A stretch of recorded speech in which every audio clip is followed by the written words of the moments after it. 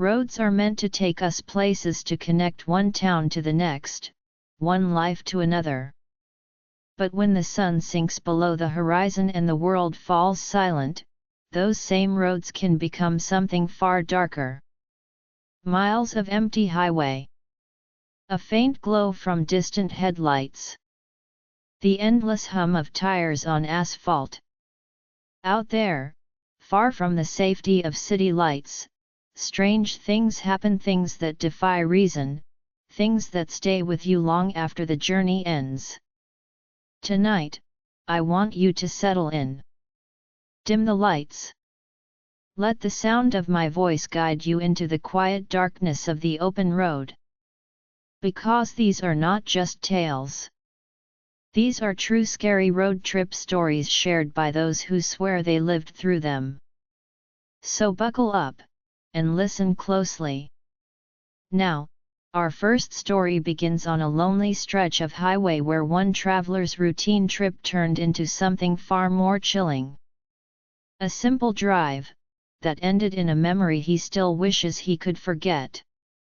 Story 1, True Scary Road Trip Story.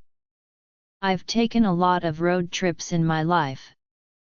There's something comforting about the rhythm of the tires against the asphalt, the endless stretch of highway disappearing into the night, and the quiet solitude of being far away from cities, far away from people. But there's one trip I'll never forget. One that I wish I could forget.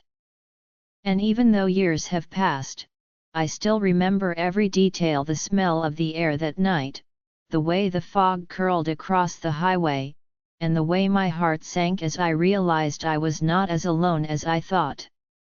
This is one of those true scary road trip stories you'll hear passed along like folklore.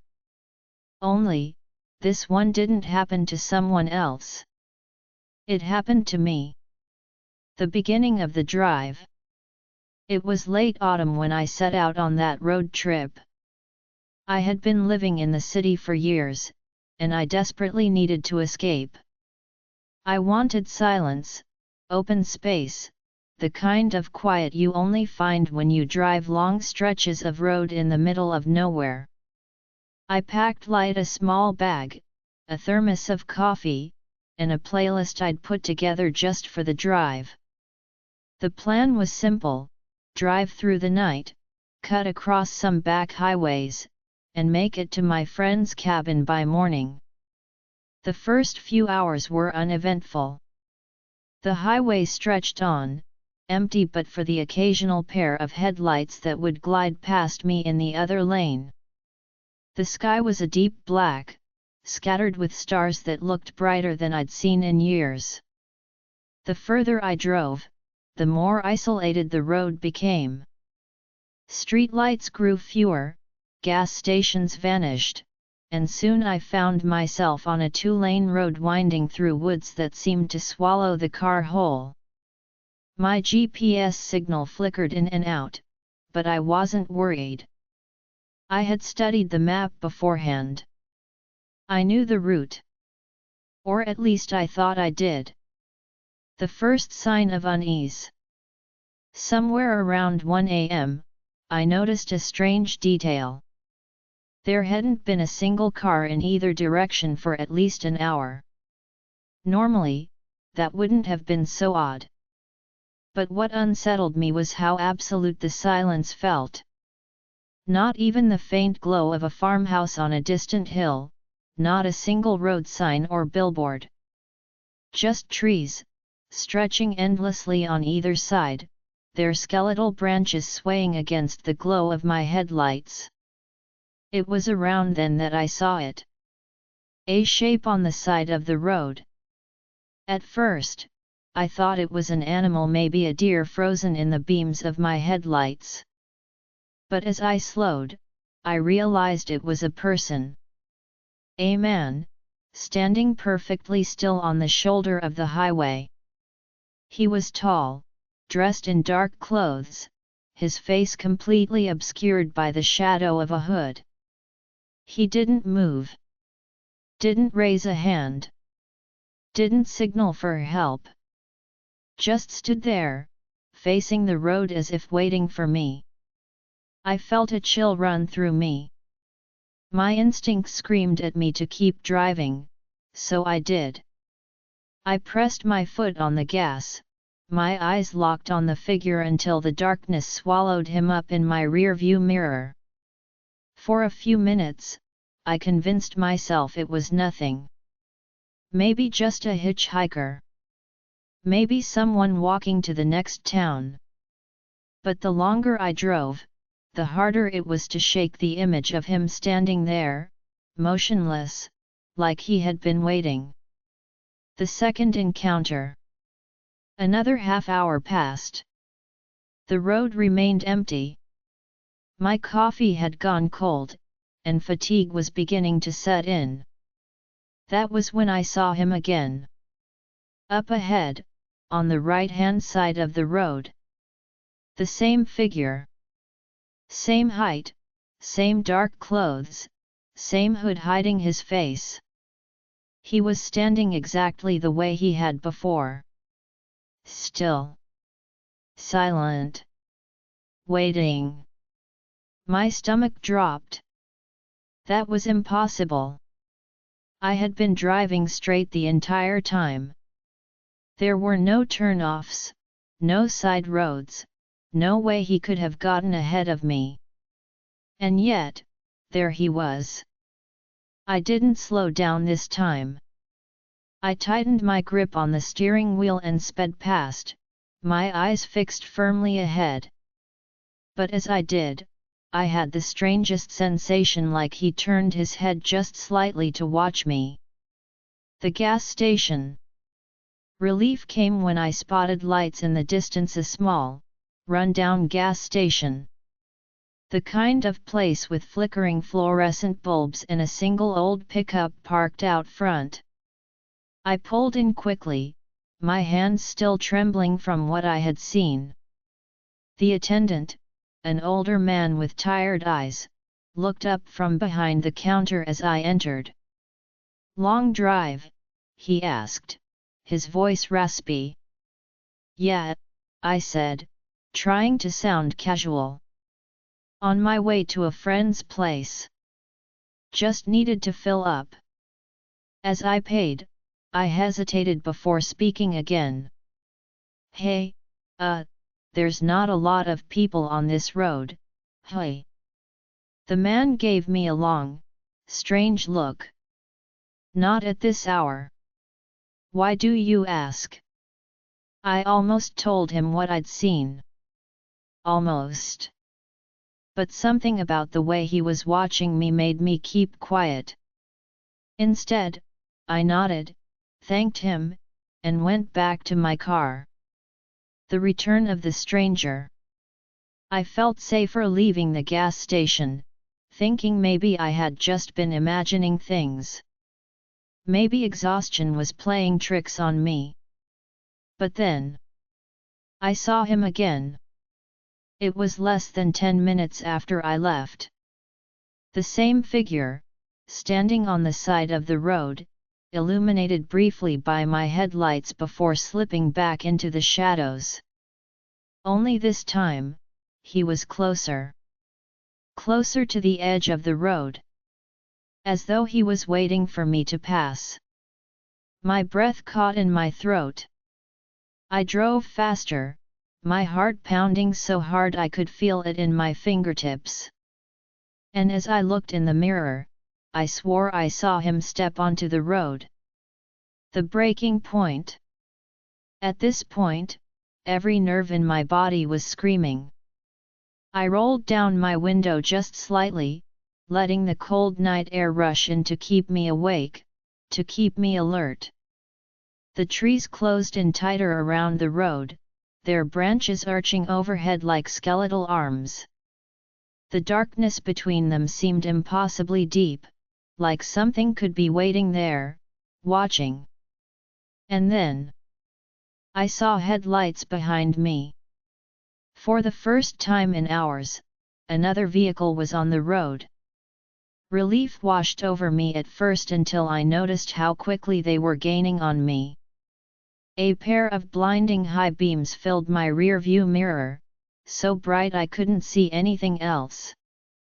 The car behind me kept its distance for a moment, then surged closer, tailgating me until I felt trapped, boxed in by the endless trees on either side. I pressed harder on the gas, my car rattling as the speedometer climbed. The vehicle behind me stayed close, impossibly close, its headlights burning into my eyes. And then, without warning, it was gone. 1 second it was there, so close I thought it would hit me. The next, the road behind me was empty. Like it had vanished. The last sight. By now, I just wanted it to end. I wanted to reach the cabin, lock the doors, and forget any of this had happened. But the road seemed endless. And then, there he was.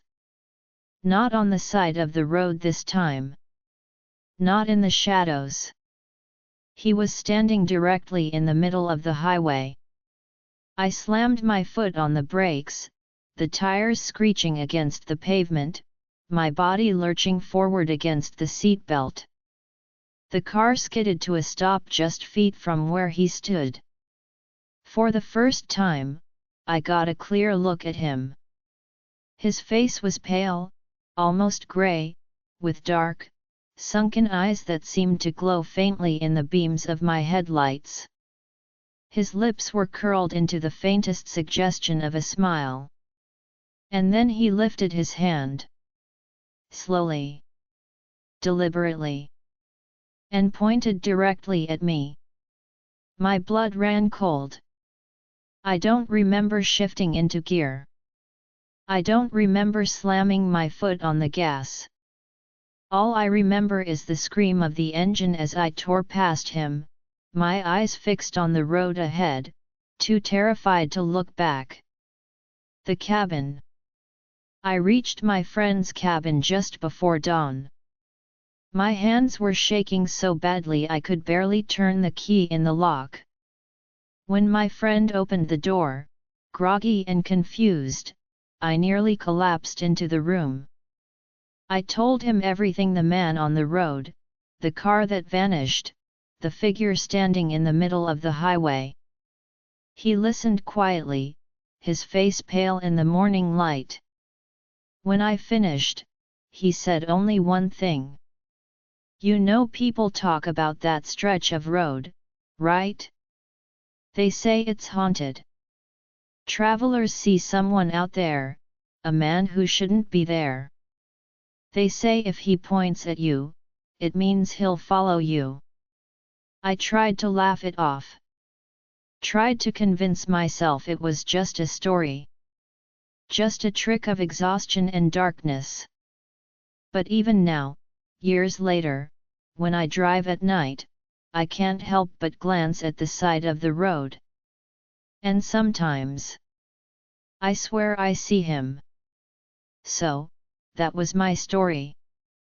One of those true scary road trip stories that stays with you long after the engine is off, long after the headlights fade. Maybe it was just my mind playing tricks. Or maybe, there really is something out there on that lonely stretch of highway, waiting for the next traveler to pass by. If you ever find yourself driving those back roads in the middle of the night, and you see someone standing on the side of the road, don't stop. Don't look. And whatever you do, don't let them point at you.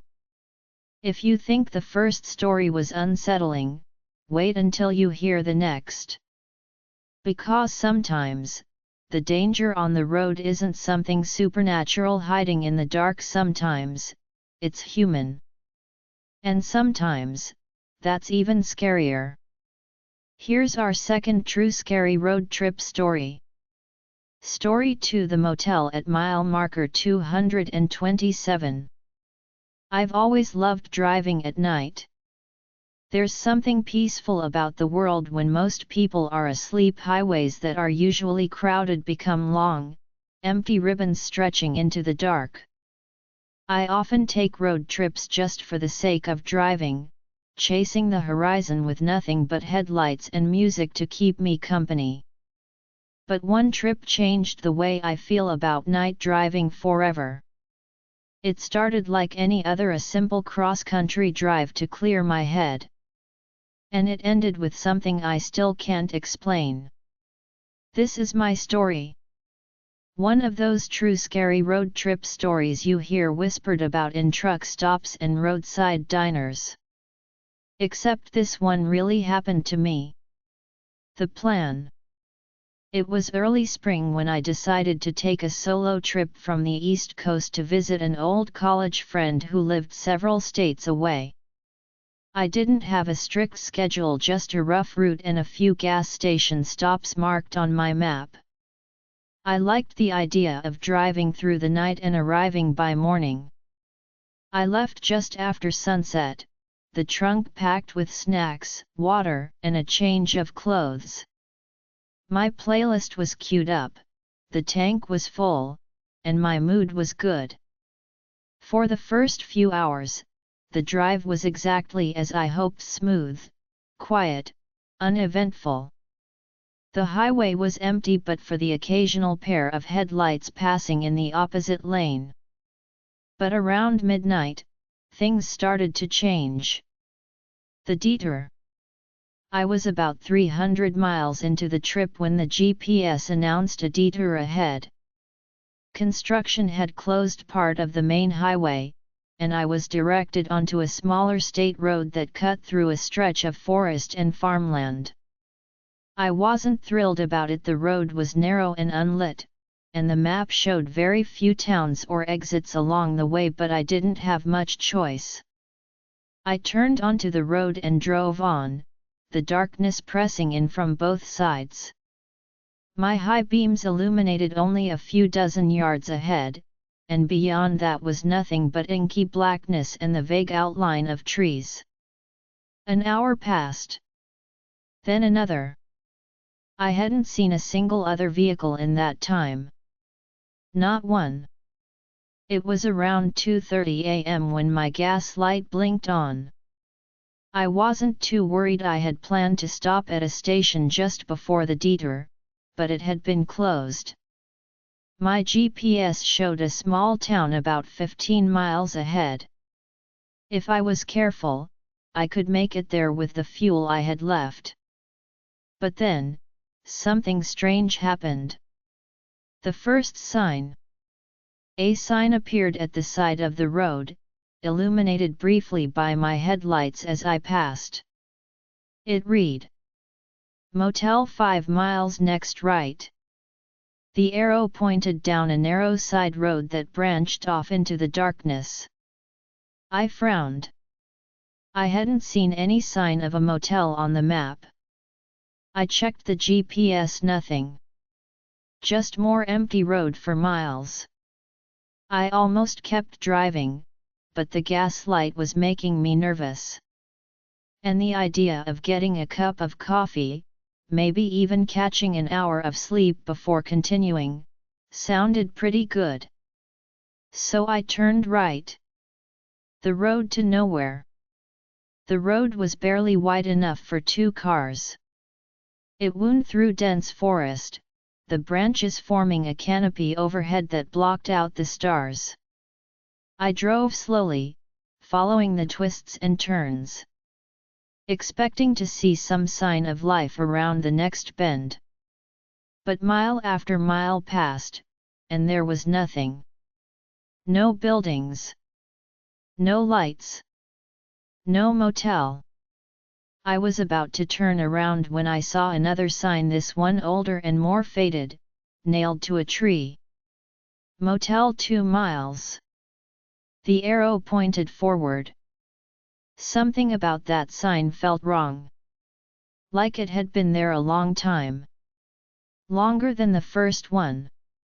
The paint was chipped, the wood splintered. But I pushed the thought aside and kept going. After another 5 minutes, I rounded a curve and finally saw it. The motel. The building emerged from the darkness like something from another time. A long, low, L-shaped structure with a flickering neon sign that read motel in red letters. Half the sign was burned out, leaving only M_TE_ glowing dimly in the night. There was no other light around. No town. No gas station.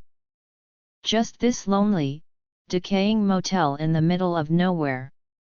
The parking lot was empty except for one old pickup truck with a missing headlight. I pulled in hesitantly, my tires crunching on gravel. The office was lit by a single buzzing fluorescent bulb. Inside, a man sat behind the counter, reading a newspaper. He looked up as I entered. "Long night?" he asked, his voice flat and quiet. "Yeah," I said, forcing a smile. "Just passing through. Is there a room available?" He nodded and slid a key across the counter without asking for ID or payment. That struck me as odd, but exhaustion was creeping in, and I didn't have the energy to question it. "Room 7, he said. "Down the left side." Room 7. The hallway smelled faintly of mildew and dust. The carpet was worn, the wallpaper peeling. When I unlocked the door to room 7, a wave of stale air hit me. The room was simple: a bed, a small table, a lamp that flickered when I turned it on. The heater rattled to life with a low hum. I set my bag down and sat on the edge of the bed. Something about the place felt wrong. Not dangerous, exactly. Just wrong. Like the air itself was heavy with memories that weren't mine. Still, I told myself I'd rest for just an hour before continuing the drive. I kicked off my shoes and lay down. I must have drifted off, because the next thing I remember was waking to a soft tap tap tap on the door. The knocking. I glanced at the clock. 3:47 a.m. The tapping came again. Gentle. Slow. 3 knocks, a pause, then 3 more. I froze. Who the hell would be knocking on my door at this hour? I waited, hoping they'd go away. But the knocking continued. Same rhythm. Same slow pace. Finally, I forced myself to move. I crept to the door and peered through the peephole. Nothing. The hallway was empty. I held my breath, my pulse thudding in my ears. I was about to step back when the tapping started again, but this time, it was coming from the window. The window. The curtains were drawn, but I could see the faint outline of a shadow moving behind them. Tall. Motionless. Waiting. I wanted to tell myself it was a tree branch or a trick of the light. But deep down, I knew someone was out there. I stayed still, barely breathing. The tapping stopped. Then, after a long, terrible silence, something else happened. A voice. A low, rasping whisper, just on the other side of the glass. "Let me in." I stumbled back, my heart slamming against my ribs. The whisper came again, a little louder, a little more insistent. "Let me in." I didn't move. Didn't speak. Just stared at the trembling curtains as that voice repeated the same words, over and over, each time sounding closer. "Let me in. Let me in. Let me in." The vanishing. I don't know how long I stood there, maybe seconds, maybe minutes. But suddenly, the whisper stopped. The shadow vanished. The room was silent again. I rushed to the window, threw back the curtains. Nothing. Just the empty parking lot, bathed in pale moonlight. The pickup truck was still there. No footprints in the gravel. No sign anyone had been standing there at all. I grabbed my bag, ready to leave. Whatever sleep I'd hoped to get was impossible now. I didn't care how far the next gas station was, I was getting back on the road. But when I opened the door to the hallway, my blood ran cold. The hallway. The hallway wasn't empty anymore. Lined along the walls, from one end to the other, were doors. Dozens of them. Hundreds, maybe. Way more than the small motel should have had. They stretched into the distance, farther than the building's exterior could possibly allow. And every single one of them was numbered 7. Room 7. Room 7. Room 7. Over and over and over. I blinked, thinking I was dreaming. But the numbers didn't change. The hallway seemed to stretch endlessly, each door identical to the next. Panic clawed at my chest. I turned back into my room, thinking I could climb out the window instead.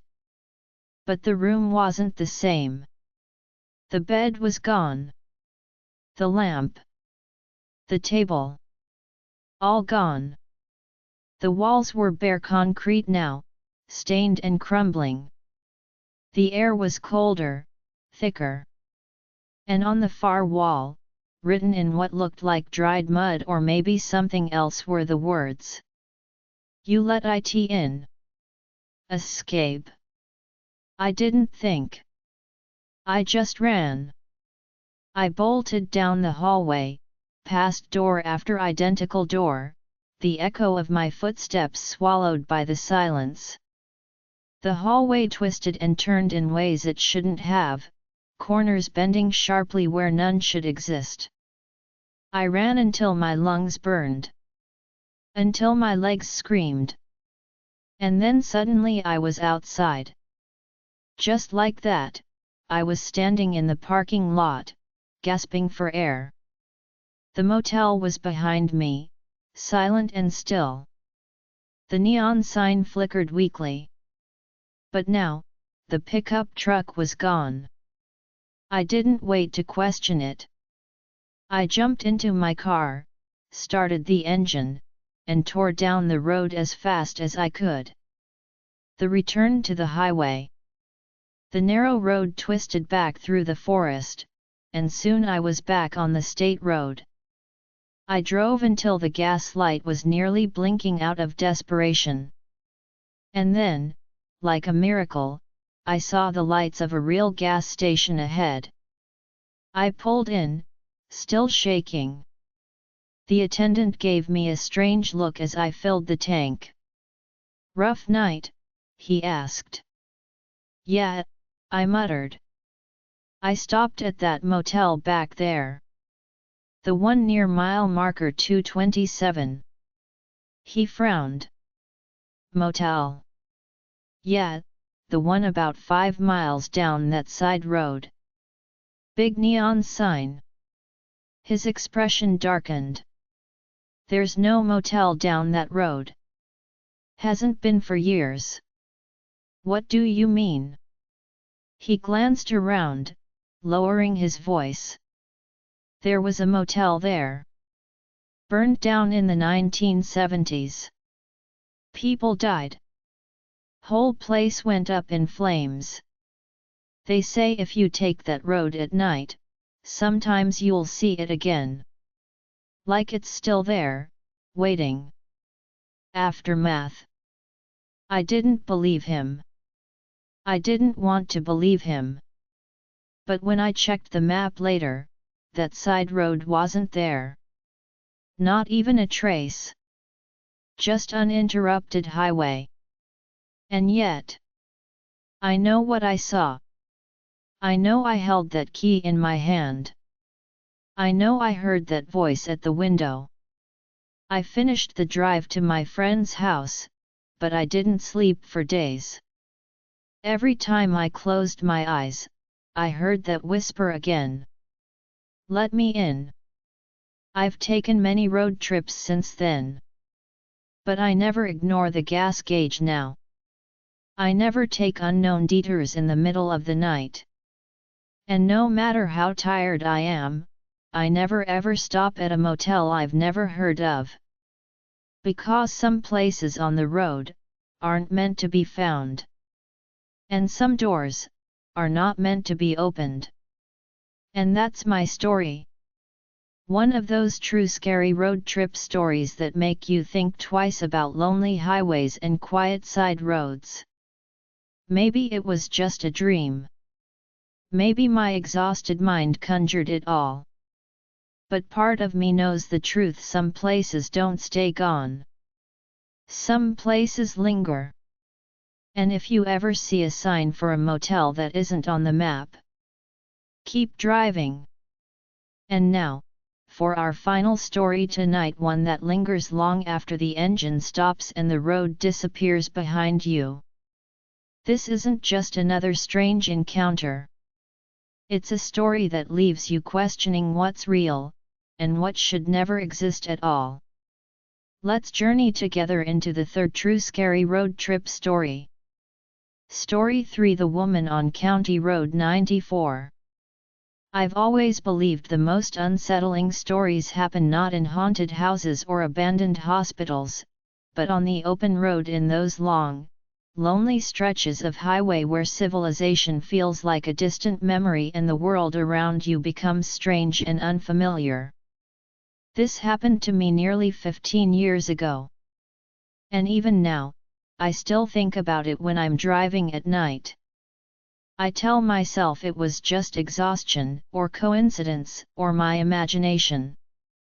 But deep down, I know that's not the truth. What happened on County Road 94 was real. And I wouldn't wish it on anyone. This is one of those true scary road trip stories that you never forget. The drive. It was the summer of 2010. I had just finished grad school and was moving to a new city for a job offer I couldn't turn down. My life was packed into my old sedan, clothes, books, boxes of memories, and I had 3 days to make it across the country. The first 2 days were perfect. Long, quiet hours on the road, cheap motels at night, and nothing but blue sky and good music during the day. I felt free, excited, ready for what was ahead. But on the third night, everything changed. The shortcut. I was somewhere in the Midwest, surrounded by endless miles of farmland and forest. The sun had set hours earlier, and I was still about 3 hours from my planned motel stop. That's when I saw a sign for a shortcut: County Road 94. According to my map, it would shave nearly 45 minutes off my drive. The road curved away from the highway and cut through a dense stretch of forest before reconnecting with the main route on the other side. It was late, I was tired, and saving almost an hour sounded good. So, without much thought, I turned off the highway and onto County Road 94. At first, it was fine. The road was paved but narrow, the forest rising like dark walls on either side. My headlights carved a small path through the darkness ahead, and the only sound was the steady hum of the engine. But within minutes, I realized how alone I was. There were no streetlights. No houses. No signs of life at all. Just an endless black tunnel of trees and asphalt. And then I saw her. The first sighting.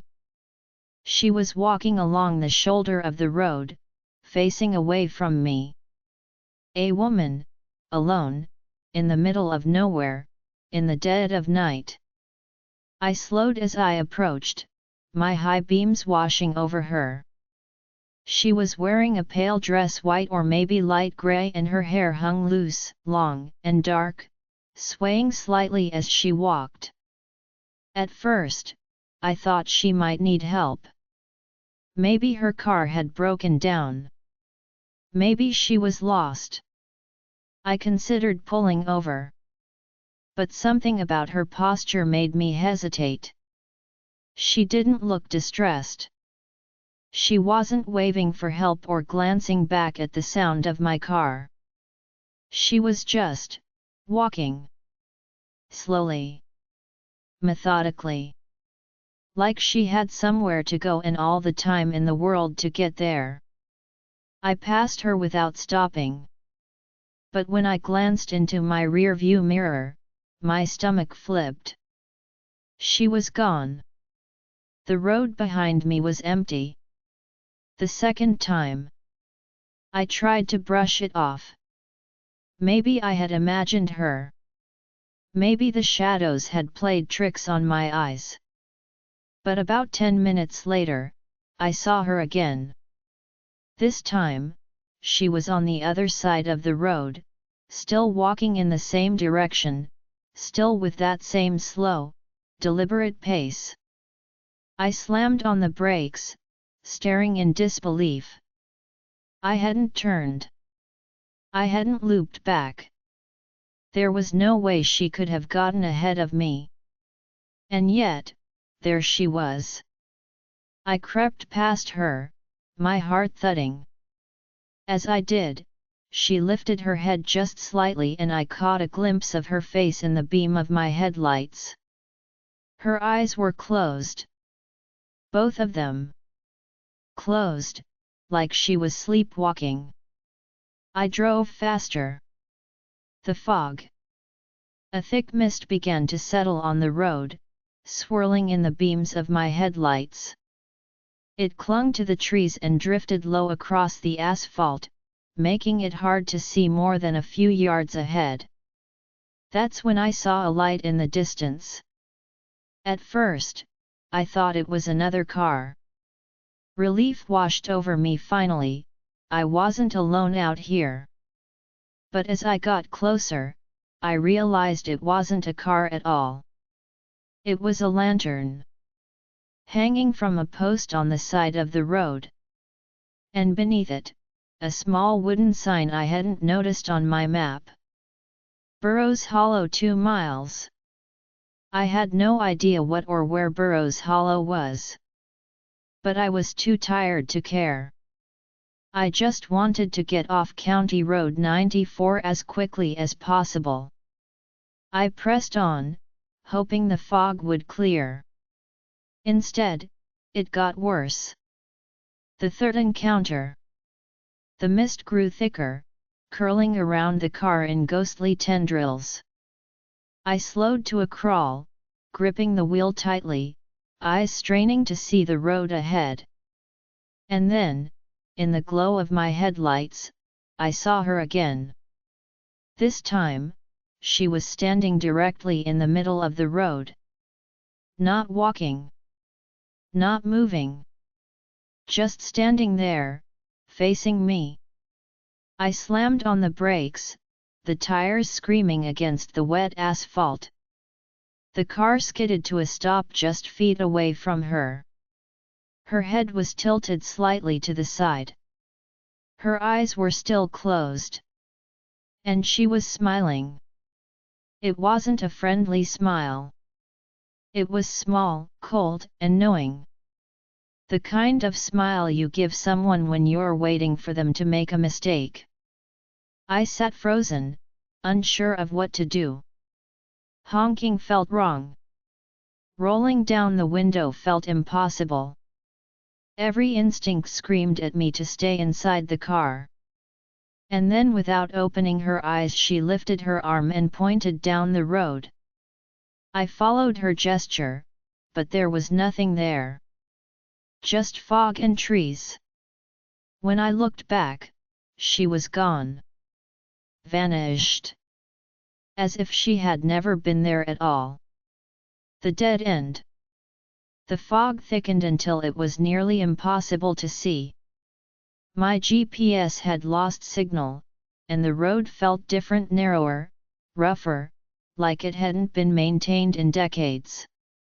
And then, up ahead, I saw a clearing.